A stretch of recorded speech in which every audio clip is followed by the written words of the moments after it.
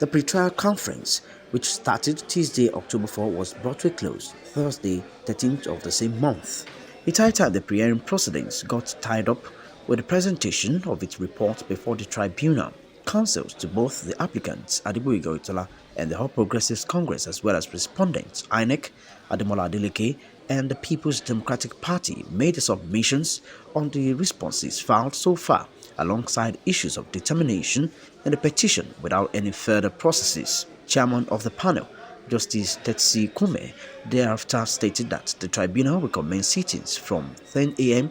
on Mondays to Fridays in a week, while a break will be observed by 12:50 p.m.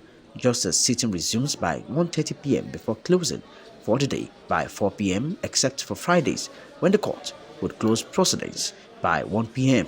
The tribunal will also sit on Saturdays and public holidays, depending on the exigencies of the circumstances, as the time earlier allocated for the evidence-in-chief, cross-examination, and re-examination of witnesses in the session held on the 4th of October remains the same. The only issue we raise is the issue of time for cross-examination of expert witnesses.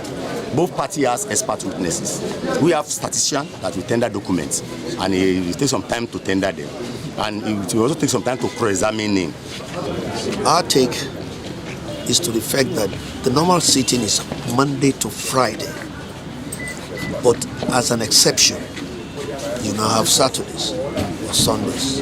All the parties are to furnish the tribunal with a list and order they intend to call their witnesses 24 hours before the date when such witnesses would be called.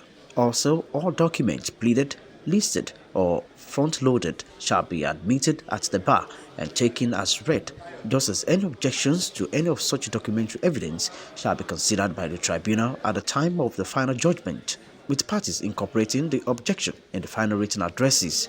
It was, however, noted that the defendants filed several interlocutory applications, which by interpretation, argument in favor of and against the said applications were canvassed by learned counsel for the parties.